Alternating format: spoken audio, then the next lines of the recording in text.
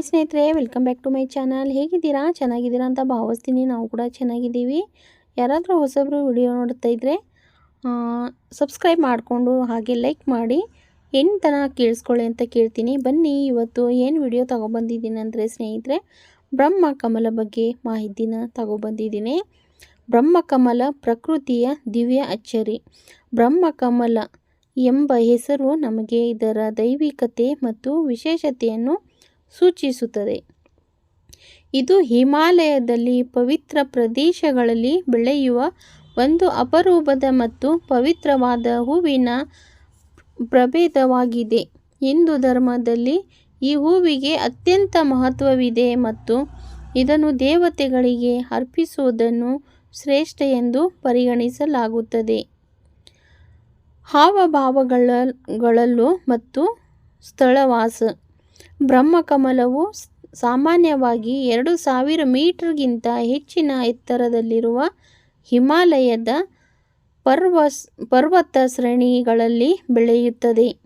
ಭಾರತದ ಉತ್ತರಾಖಂಡ, ಹಿಮಾಚಲ ಪ್ರದೇಶ ಮತ್ತು ಟಿಬೆಟ್ ಪ್ರದೇಶದಲ್ಲಿ ಇದನ್ನು ಕಾಣಬಹುದು.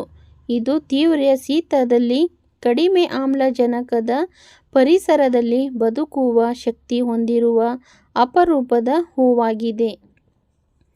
ಹೂವಿನ ವಿಶೇಷತೆ. ಬ್ರಹ್ಮಕಮಲವು ರಾತ್ರಿ ವೇಳೆ ಮಾತ್ರ ಪುಷ್ಪಿಸುತ್ತದೆ. ಇದರ ಹೂವು ರಾತ್ರಿ ಎದೆಗೊಳ್ಳುವುದು ಮತ್ತು ಬೆಳಗಿನ ಜಾವ ಮುಚ್ಚಿಕೊಳ್ಳುತ್ತದೆ. ವಿಶೇಷ.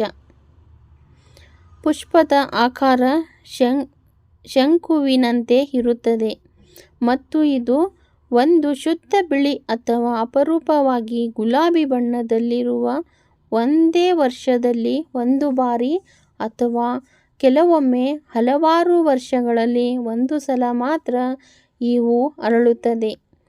ಧಾರ್ಮಿಕ ಮತ್ತು ಪೌರಾಣಿಕದ ಮಹತ್ವ. ಹಿಂದೂ ಧರ್ಮದಲ್ಲಿ ಬ್ರಹ್ಮಕಮಲವು ಅತ್ಯಂತ ಪವಿತ್ರವಾದ ಹೂವಾಗಿದೆ.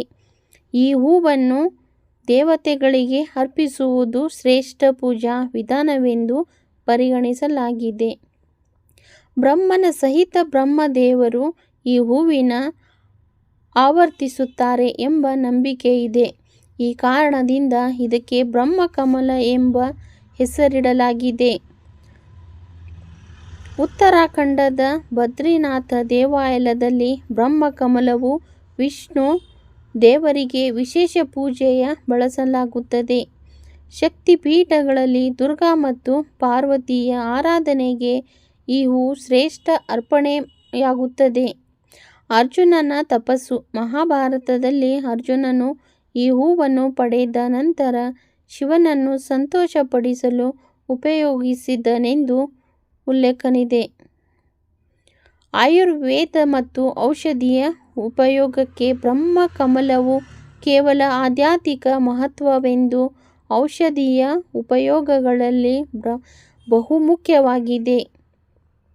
ತಂಪು ಗುಣ ಹೊಂದಿರುವ ಈ ಸಸ್ಯವನ್ನು ಹತ್ತಿರದ ಗ್ರಾಮೀಣ ಜನರು ಜ್ವರ, ತಲೆನೋವು ಮತ್ತು ತ್ವಚಾ ಸಮಸ್ಯೆಗಳಿಗೆ ಉಪಯೋಗಿಸುತ್ತಾರೆ.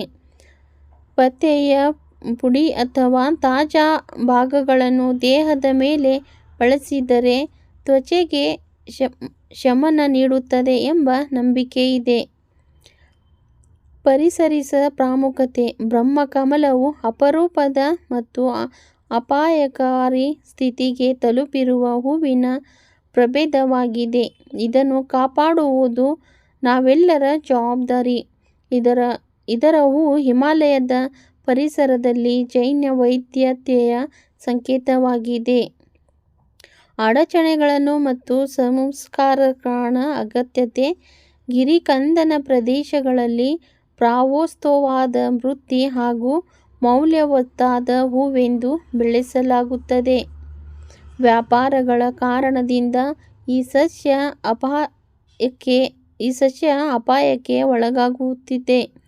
ಸರ್ಕಾರ ಹಾಗೂ ಪರಿಸರದ ಕರ್ತವ್ಯವನ್ನು ಈ ಸಸ್ಯವನ್ನು ಉಳಿಸಲು ಅನೇಕ ಕ್ರಮಗಳನ್ನು ತೆಗೆದುಕೊಳ್ಳುತ್ತಾರೆ.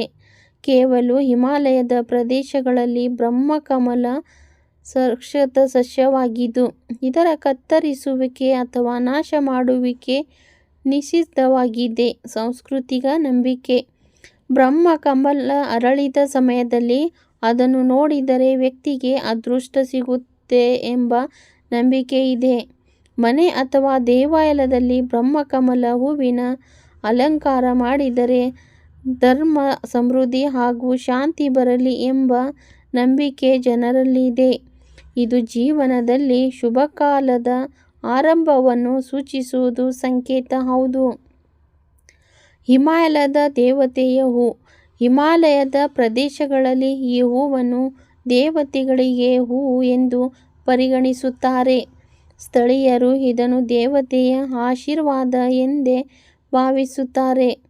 ಕೆಲವೆಡೆ ಈ ಹೂವಿಗೆ ಕೇವಲ ಪವಿತ್ರ ಹಬ್ಬಗಳಲ್ಲಿ ಮಾತ್ರ ಪ್ರವೇಶ ದೊರೆಯುತ್ತದೆ. ಬ್ರಹ್ಮಕಮಲವು ಕೇವಲ ಒಂದು ಹೂವಲ್ಲ, ಇದು ಭಾರತದ ಪವಿತ್ರತೆಯ, ನೈಸರ್ಗಿಕ ವೈಭವವೊಂದು ಮತ್ತು ಧಾರ್ಮಿಕ ನಂಬಿಕೆಗಳಲ್ಲಿ ಸಂಕೇತವಾಗಿದೆ. ಪ್ರತಿ ವರ್ಷವೂ ಸಾವಿರಾರು ಭಕ್ತರು ಹಿಮಾಲಯಕ್ಕೆ ತೆರಳಿ ಈ ಹೂವಿನ ದರ್ಶನವನ್ನು ಪಡೆಯಲು ಬಯಸುತ್ತಾರೆ.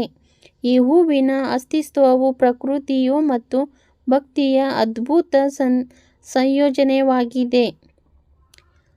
ನೋಡಿ ಸ್ನೇಹಿತರೆ, ಬ್ರಹ್ಮಕಮಲ ಬಗ್ಗೆ ಈ ವಿಡಿಯೋದಲ್ಲಿ ಬ್ರಹ್ಮಕಮಲ ಹೇಗೆ ಇರುತ್ತೆ ಅಂತ ಈ ವಿಡಿಯೋದಲ್ಲಿ ನಾನು ಶೇರ್ ಮಾಡಿದ್ದೀನಿ ಸ್ನೇಹಿತರೆ. ಅದು ಅರಳೋದು ವರ್ಷಕ್ಕೆ ಒಂದೇ ಸತಿ ಅರಳೋದು. ಹಾಗಾಗಿಬಿಟ್ಟು ಬ್ರಹ್ಮಕಮಲ ಇಲ್ಲಿ ಮನೆ ಹತ್ರ ಅರಳಿತ್ತು. ಹಾಗಾಗಿಬಿಟ್ಟು ನಾನು ಅದರ ಬಗ್ಗೆ ವಿಡಿಯೋನ ಮಾಡಿದ್ದೀನಿ. ನೋಡಿ, ವಿಡಿಯೋನ ಎಂಡ್ ತನಕ ವಾಚ್ ಮಾಡಿಬಿಟ್ಟು ಸಪೋರ್ಟ್ ಮಾಡಿ ಅಂತ ಕೇಳ್ಕೊತೀನಿ ಸ್ನೇಹಿತರೆ. ಮತ್ತು ನೆಕ್ಸ್ಟ್ ವಿಡಿಯೋದಲ್ಲಿ ಸಿಗ್ತೀನಿ. ಎಲ್ಲರಿಗೂ ತುಂಬ ಹೃದಯದ ಧನ್ಯವಾದಗಳು ಆಲ್ ಸ್ನೇಹಿತರಿಗೆ.